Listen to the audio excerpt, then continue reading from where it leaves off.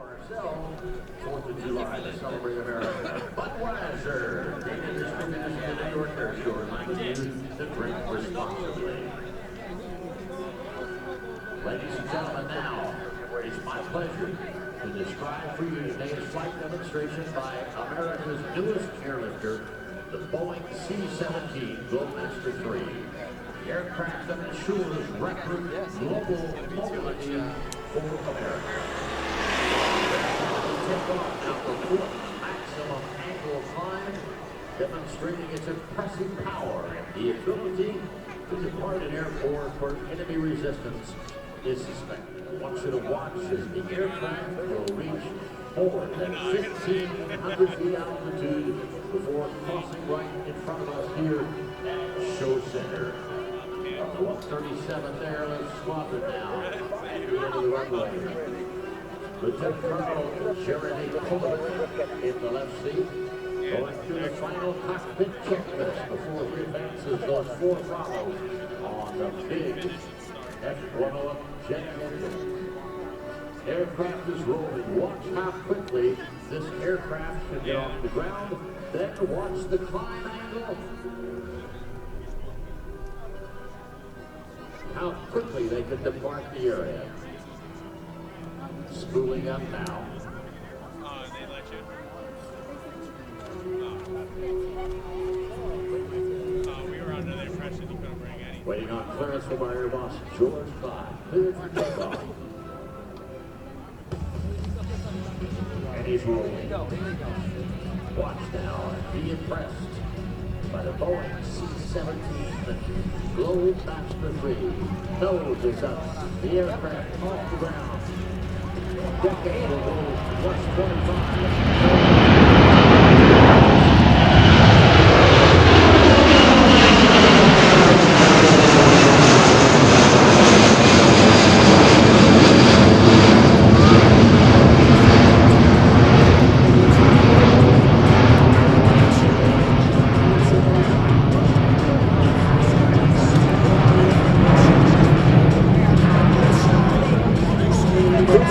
For today's demonstration in the left seat is Lieutenant Colonel Jeremy Pullen, assisted by Lieutenant Colonel Mark Hutt and Captain Joshua Hurley. The loadmasters on board today are Senior Master Sergeant Joseph Caulfield, Master Sergeant Matthew Perugia, Senior Master Sergeant Roy Powers, and Technical Sergeant Christopher Cummings. This crew has a combined total of over 28,000 hours in various aircraft, including the C-5 Galaxy, U-28, Pilatus PC-12, the 130 Hercules, and others. Now the C-17 setting up for first pass today. It's going to be a high-speed pass, leading that teardrop maneuver out there. We'll line it up with the runway. The crew will accelerate the aircraft to 300 knots. That's fine. And also includes a modernized computerized glass cockpit heads-up display at both of the pilot stations and advanced cargo handling system, allowing it to operate with a crew half the size of current aircraft. Only 3 crew members are required to fly the C-17. The advanced design allows it to accomplish its entire mission with this minimum crew. Now, Lieutenant Colonel Pullen has advanced the throttles on the C-17. I want you to listen how quiet it is when it passes Show Center now. From the left, the C-17.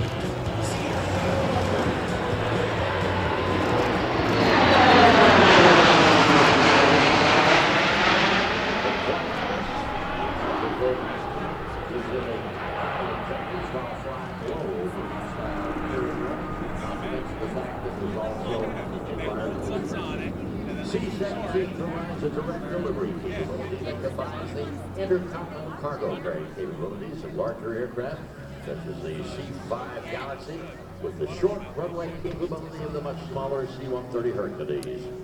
It can routinely land on runways using only 3,500 feet. 4 Pratt & Whitney F-117 engines power the C-17. Incidentally, these are the same engines used on the Boeing 757 airliner. Each of those engines delivers 40,000 pounds of thrust. This amount of thrust allows the Globemaster III carry over 170,000 pounds of cargo. Its operational capability extends to 2,400 miles, but it can go worldwide because it has the in-flight refueling capability. Now, as he is traveling inbound, I want you to look at the large leading edge slats.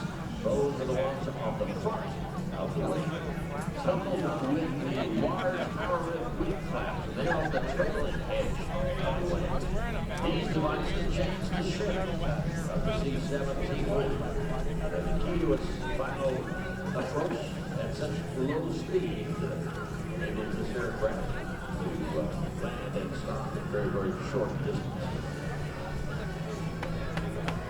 Richard shows there that he likes to keep go around maneuver. Flaps will come up, landing gear will come up. And the advance the power.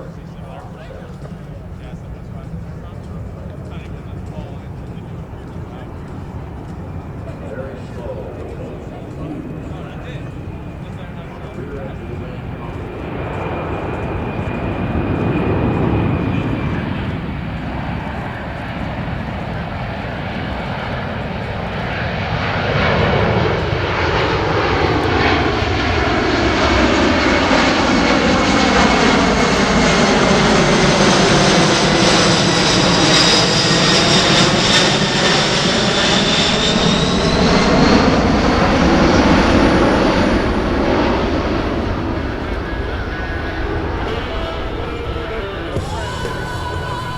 Gear safely stowed away, leading edge slats retracted, and the big flaps on the rear trailing edge of the wing being pulled back in.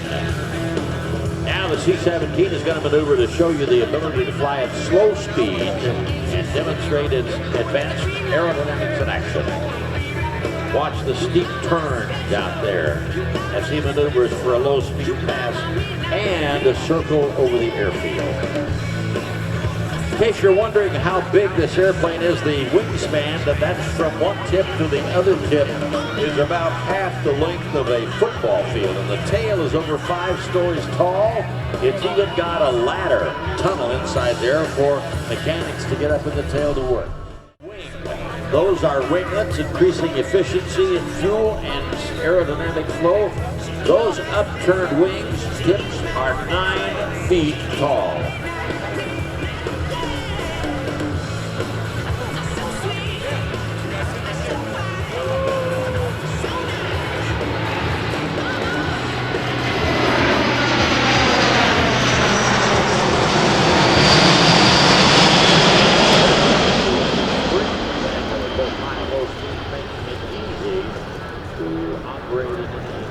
Situations, including the combat delivery capability of paratrooper or heavy equipment airdrop.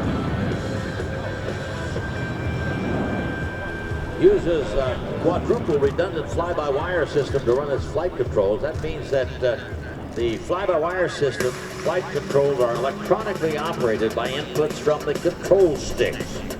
There are 4 separate flight control computers, each of which can manage the entire system by itself. The computers automatically monitor the flight controls. If there's any problems, they automatically take over. And in addition to this, they have a mechanical backup system to fly the airplane.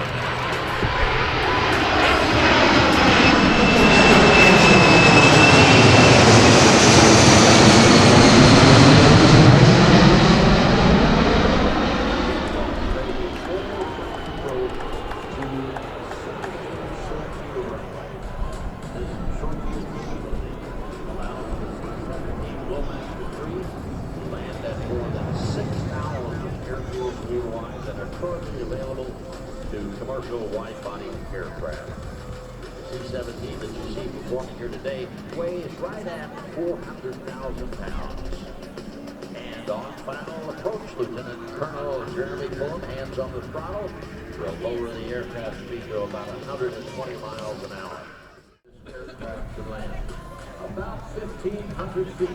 Also, watch the big leading edge slats I told you about on the front of the wing. Trailing edge flaps, big flaps on the rear of the wing, And then once the wheels are on the ground, watch the engine, because the back half of the engine slides backwards. It exposes the thrust reversers.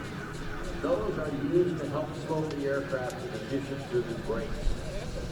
All right, here we go. The demonstration of the very, very short landing distance of the C-17 Globemaster III.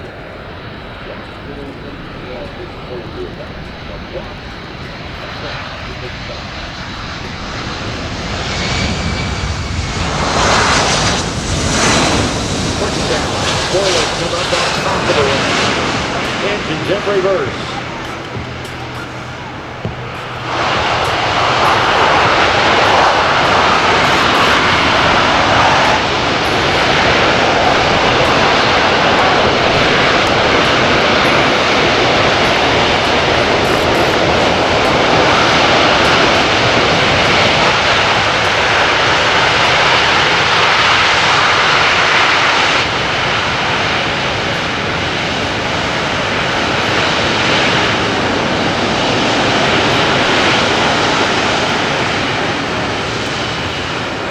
Demonstrating something that very few airplanes can do, and that's back up. They have the ability to routinely back up under their own power.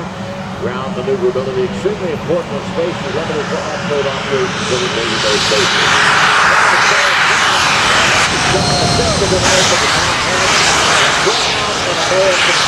If they do, let's give them a great wave. Everybody waving from the audience when they bring that flag out to say thank you for our men and women in the military for their service. C-17, the Globemaster III. Today's demonstration shows you just some of the unique characteristics of the Globemaster. From the accident around the United States Air Force, the signal, the 137th Airlift Squadron, we hope you enjoy it. Please join us. United States Air Force's 4 airlifts are at workhorse providing rapid global mobility for America today, tomorrow, and throughout the 21st century.